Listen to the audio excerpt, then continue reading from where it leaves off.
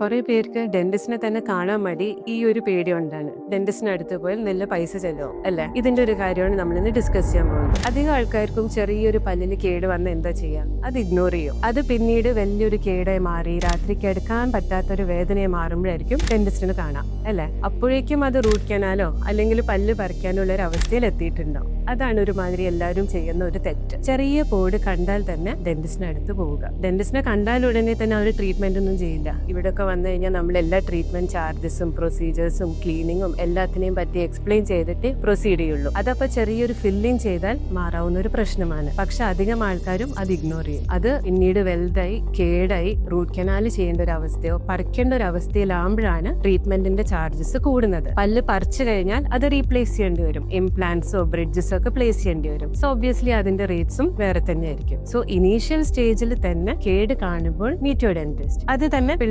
പിള്ളേരിൽ കാണുന്ന പല്ലിന്റെ കേട് ഡെന്റിസ്റ്റിനെ മീറ്റ് ചെയ്താൽ മാറ്റാവുന്നതാണ്. അത് ഒരിക്കലും ഇഗ്നോർ ചെയ്യരുത്. സോ ഇനീഷ്യൽ സ്റ്റേജിൽ തന്നെ കേട് കണ്ടാൽ meet your dentist and get it treated. നിങ്ങൾക്ക് പിന്നീടുള്ള കുറെ ചെലവുകൾ കുറയ്ക്കാൻ പറ്റും.